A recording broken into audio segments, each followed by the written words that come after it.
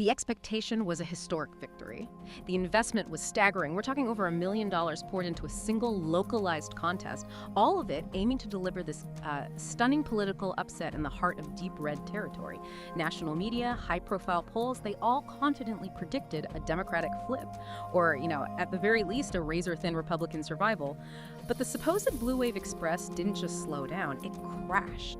The reality delivered was a complete, definitive 9-point political landslide for the Republicans. It fundamentally contradicted every single major analyst's forecast. A fortress held firm, but the real question is, how did every expert miss the shifting political geology beneath their feet? And what does this seismic failure of prediction mean for the critical structure of power in 2026? We promise to uncover the full story. Stay with us as we break this down in our in-depth discussion right here on News Focus Podcast. And if you find our reporting valuable, please hit the like button and subscribe to support our channel. We truly appreciate it. We are diving deep today into the political earthquake that just shook Tennessee's 7th District. This special election, it was necessitated by the departure of Republican Representative Mark Green, and it was supposed to be a testing ground for the opposition party's national strategy. They nominated Afton Bain, an ideologically fervent Democrat, often dubbed by the local press as the AOC of Tennessee. And standing against her was Republican Matt Van Epps, a combat veteran. This wasn't just a local race, was it? It was intentionally framed as a national referendum by Washington strategists banking on a shift in momentum. Oh, it absolutely was. And to really understand the shock of the final outcome, you have to establish the context of Tennessee's 7th District first. Right. This is not a purple state battleground. It is a Republican fortress. How much of a fortress are we talking about? Well, think about it like this. In the last presidential election, the former president didn't just win here. He won by a monumental 22-point margin. 22 points. Or plus 22. That figure right there that defines the starting line. Any serious political analyst should have looked at that number and recognized that to flip this seat, or, even to make it competitive, would require not just a wave, but a full-on tsunami of dissatisfaction from the Republican base. And on top of that, you'd need just unprecedented Democratic enthusiasm. Exactly. Both things had to happen at once. Yet history and context, it seems, were just sort of discarded in the heady days leading up to the election. The Democratic establishment was buzzing with confidence. They really were. They were smelling blood after recent, albeit, very localized successes in some suburban pockets of states like New Jersey and Virginia. They got strategically cocky. I think that's the best way to put it. The overconfidence was pervasive, and it was fueled by this idea that national dissatisfaction with the opposition party leadership could just override local conditions, demographics, and historical trends. It's like they thought a national mood could just erase a 22-point local margin. Precisely. The narrative that was pouring out of progressive fundraising circles was essentially, the current political movement is so unpopular nationally that we can now storm red states. Wow. They genuinely believed they could run their most ideologically extreme candidates, who are often described in some of the reporting as radical socialist nuts because of their policy positions, even in their reddest to red districts, and pull off a victory based purely on a national anti-incumbent sentiment. And their financial commitment, it really validated that belief. We're talking about an investment that easily exceeded $1 million. $1 million. Poured into this single congressional district. For a special election, especially one during the, historically low turnout holiday period, that level of financial firepower is just staggering. It's huge, Tal.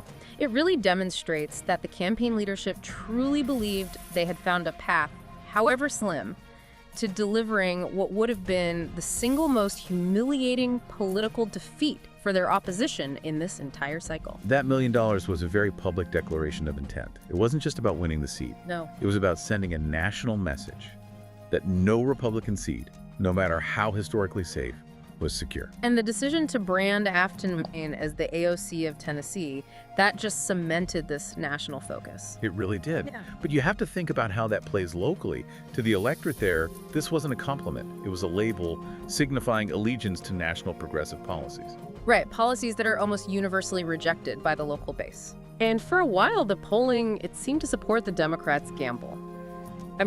Leading up to Election Day, the polls were not just competitive, they were being reported as shockingly close. Shockingly close. We saw media outlets circulating numbers that showed the Democrat Bain actually leading by 1 or 2 points in some cases. The consensus narrative was one of a true nail-biter, an election that Matt Van Epps might barely squeak out, if he was lucky. And that tightening poll narrative created a genuine atmosphere of crisis for the Republican campaign. The numbers were just close enough and the perceived stakes high enough that it necessitated a very high-profile last-minute intervention. That's when we saw the former president step in, right? Yeah. He had to directly call on all voters in the 7th District to mobilize for Van Epps, stressing that this specific race was a crucial firewall for the broader conservative movement. So the atmosphere going in was that Van Epps was maybe a 2 or 3 point favorite at best? At best. It forced the Republican machinery to operate at peak capacity for what they believed was going to be a photo finish. But then the polls closed, and the reality just completely obliterated the manufactured drama. The tight race, it evaporated instantly. Can you detail that final number for us? Because it is the linchpin of this entire analysis. The core data point is just devastating to the blue wave narrative. Republican Matt Van Epps won by 9 points. 9 points. An R+9 victory. Yeah. And when you look at the historical context, I mean, this is a special election where turnout should naturally favor the opposition party. A 9-point victory is a definitive blowout. It's not a squeaker. It's not a narrow win. Not at all. It not only failed to meet the Democratic expectation of a flip, but it utterly destroyed the media narrative of a tight contest fueled by widespread progressive enthusiasm. It represents just a massive strategic failure. And this is where we have to introduce the real analytical paradox. You mentioned the national polling landscape. Major polling firms like Marist were claiming Democrats were up by 14 points in the generic national ballot. D+14. 14, and The Economist showed Democrats up by 6. D+6. These figures, they scream an environment where the Republican majority should be dissolving rapidly. So how do we reconcile a national environment supposedly favoring Democrats by double digits with an R+9 blowout in a highly contested race where the Democrats spend $1 million? Well, that massive gap, the difference between a national D+14 and an R+9 result, it tells us two things immediately. Okay. Either the national polling is so fundamentally flawed that it's, basically useless, or it is structurally irrelevant to the dynamics of highly motivated, localized elections. The results suggest the latter, though. I mean, the flaws in the generic ballot are definitely worth discussing. Yeah, let's unpack that. The flaws in the generic ballot. For our listener who might be, preparing for a meeting or just trying to quickly assess the political landscape, why are those D-plus figures that get touted by national media so often unreliable predictors of actual House races? It's a crucial technical point, and it's something people miss all the time. The generic ballot question asks, essentially, would you rather vote for a generic Democrat or a generic Republican? Right, no names attached. No names. The problem is, actual elections are not decided by generic candidates. First, it doesn't account for district-level candidate quality. Matt Van Epps was a high-quality candidate for his district, a veteran appealing directly to conservative values. Afton Bain, conversely, was labeled as radical by the opposition, which gave voters a very specific and very negative reason to vote against her. So candidate versus candidate, not just party versus party. Exactly. Yeah. And second, the generic ballot aggregates results, massively oversampling dense urban centers which lean overwhelmingly blue, and that dilutes the voting power of geographically concentrated but numerically smaller rural and suburban conservative districts. So if you live in a deep red district like Tennessee's 7th, a national D+14 statistic holds almost zero predictive value because it fails to capture the unique demographic intensity and, the local policy wedge issues that are actually at play. Precisely. The outcome tells us that the reality on the ground in specific contested districts does not correlate with those aggregated double-digit national figures. And this is where the analysis provided by forecasters like Seth Kessel becomes so invaluable. Okay. He provided 3 interlocking analytical takeaways that explain this seemingly impossible result, and they combine to create a much clearer picture of what is truly driving election results now and, more importantly, what's coming in 2026. Okay, let's unpack this strategic blueprint for political victory. The first major takeaway, you're saying, involves something structural and historical.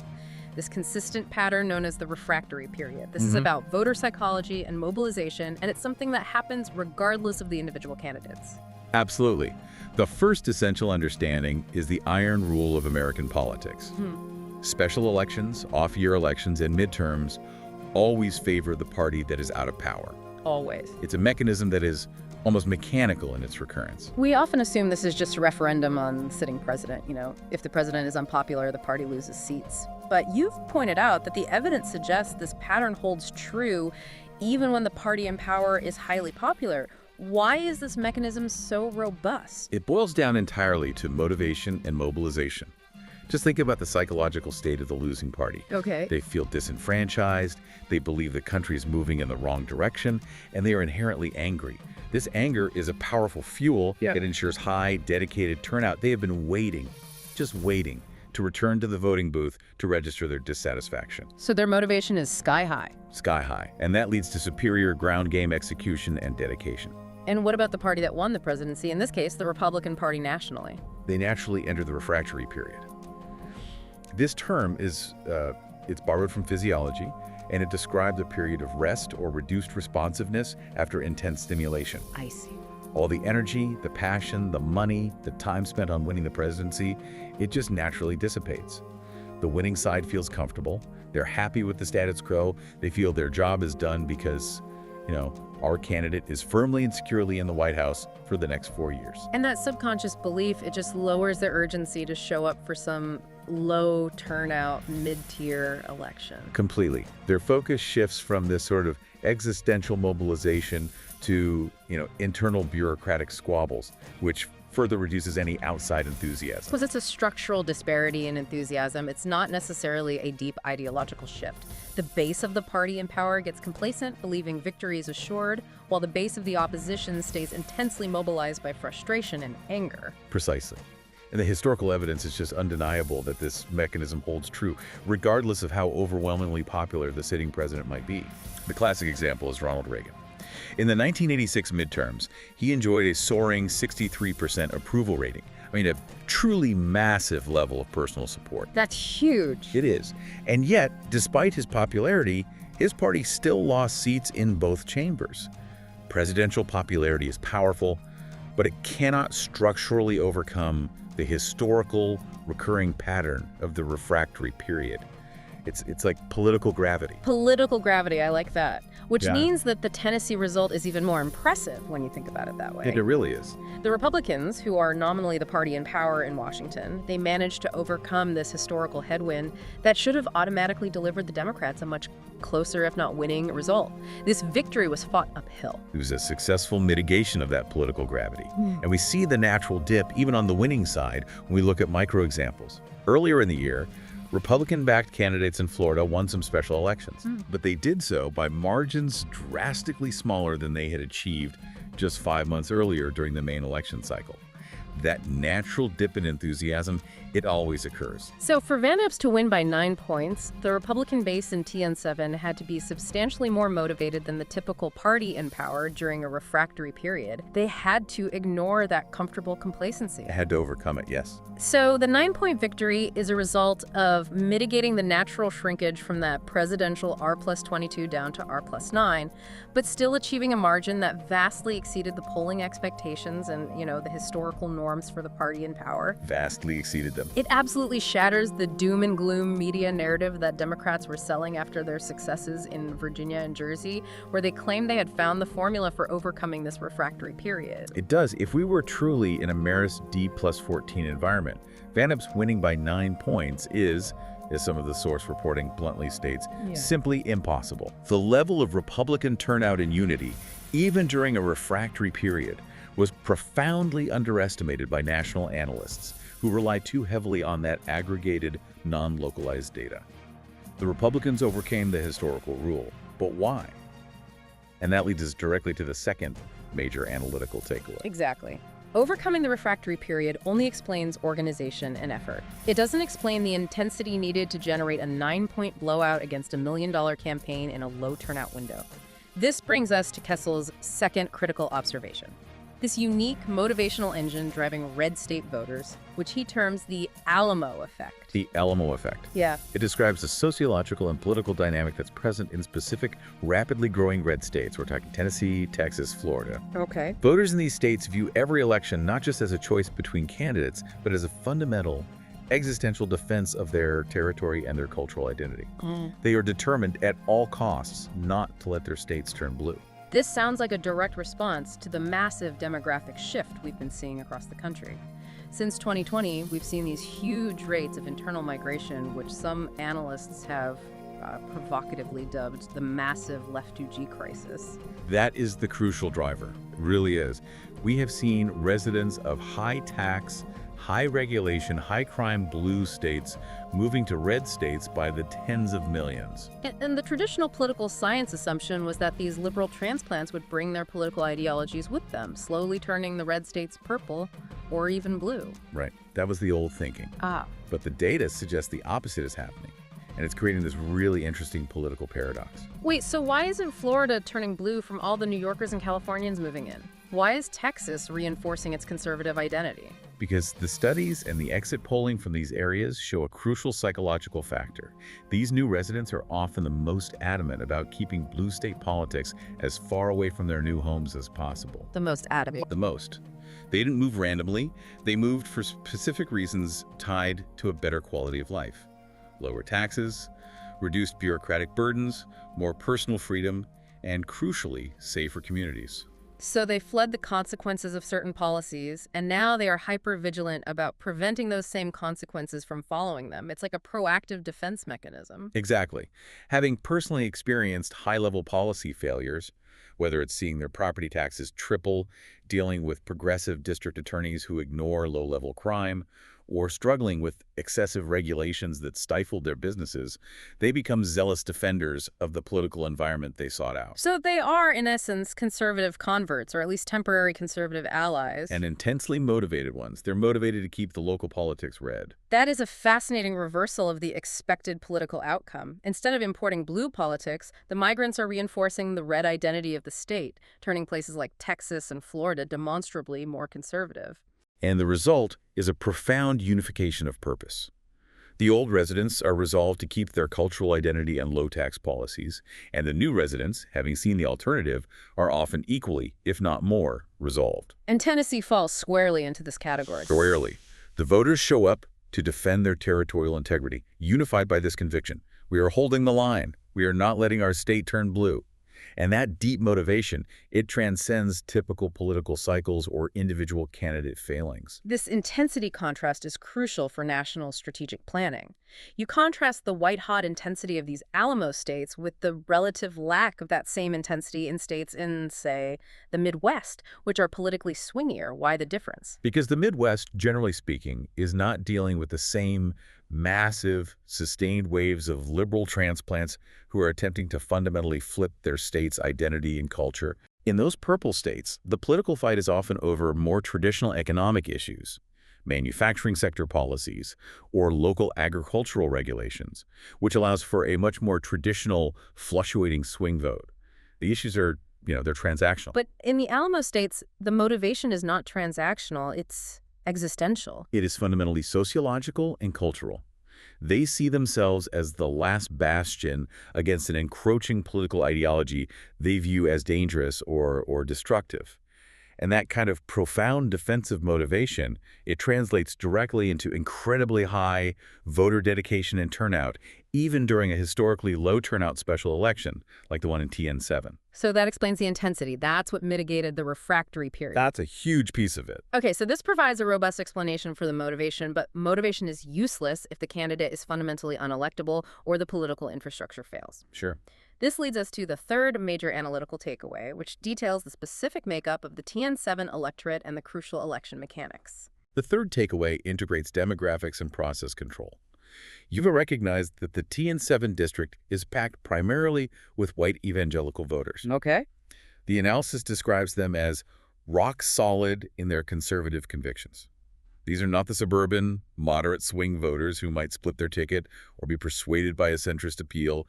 They vote based on a combination of fiscal conservatism and deep social convictions. And the Democratic candidate, Afton Bain, with her AOC of Tennessee branding, seemed to deliberately embrace policy positions that were political poison in this specific environment. They were political dynamite. I mean, the source reports highlight two specific policy positions attributed to the Democratic campaign that basically ensured Afton Bain never had a prayer with this electorate. And what were they? First, her support for allowing transgender surgeries for minors without requiring explicit parental consent. And second, her inclination towards the movement to defund the police. And in a district packed with conservative, family-oriented evangelical voters, these policy positions aren't just mere disagreements. No, they're viewed as fundamental moral breaches and existential threats to community safety. This messaging, it just allowed the opposition campaign to effectively frame the candidate as being hostile to the foundational values of Tennessee residents. I mean, it makes the opposition's job incredibly easy. Absolutely. The electorate views candidates supporting measures like defunding the police, which is immediately associated with urban crime and disorder, or measures that circumvent parental rights on critical medical decisions as fundamentally hostile to their way of life. So they will simply never, ever vote for a candidate pushing these specific, ideologically extreme progressive measures. Never. The results confirm this. Bain was crushed not because she lacked funding, but because her policy platform was fundamentally unelectable in that demographic environment. And this is the critical strategic failure for the Democrats. Right. Attempting to nationalize local races with these far-left talking points that are just deeply alienating outside of coastal urban bubbles. But candidate policy and demographics, that only covers the qualitative aspects. The analysis also highlights a crucial difference in the infrastructure and mechanics of the vote in Tennessee compared to the states where the Democrats achieved their recent narrow victories, Virginia, New Jersey, Pennsylvania. This is about process control. This is a massive and I think often overlooked point that speaks to structural fairness. Tennessee maintains tight control over its election mechanics, particularly concerning mail-in balloting and absentee voting. This is critically different from the states where Democrats typically achieve those narrow wins. Elaborate on that difference. I mean, how does a difference in mail-in rules fundamentally impact the outcome of a race? Well, in states like New Jersey, Pennsylvania, and Virginia, Democrats have historically benefited from election laws that allow for a really extended window, sometimes as long as 6 weeks, to collect, harvest, and process mail-in ballots. 6 weeks? Yeah. And the progressive organizing machine is incredibly efficient at leveraging this long runway. They can pile up insurmountable mail-in leads over weeks, targeting low-propensity voters and ensuring their ballots are returned well before Election Day. So the extended window gives the organized ground game a structural advantage. It essentially turns one election day into a month-long, high-volume voting period. That's the claim. Yeah. That organizational advantage gives the opposing party a structural mechanism to win tight races by sheer volume over time. By contrast, Tennessee keeps the process tight. It has more traditional or controlled access to absentee voting that requires a clear reason for being unable to vote in person. And that regulatory tightness, it just levels the playing field significantly. It does. It neutralizes the structural advantage of the long, drawn-out mail-in campaign. By demanding that the majority of votes are cast on or near Election Day, Tennessee forces both sides to rely on immediate, high-intensity physical turnout, the traditional mobilization efforts that the segment of the electorate characterized as the MAGA faithful historically excels at. Precisely. The results show that the Mangier faithful did come out in numbers sufficient to offset the refractory period. Their turnout wasn't at the astronomical levels of a presidential year, that's impossible to replicate, but they were sufficiently mobilized by the Alamo effect and, the repulsive nature of the opponent's policy platform. So when you combine a highly motivated base, clear policy wedge issues, and a controlled ballot process that prevents the opposition from capitalizing on long mail-in periods, You get an R+9 victory in a supposedly unfavorable off-year environment. that analysis connects all three threads beautifully. I mean, the Democrats made a strategic miscalculation on three fronts.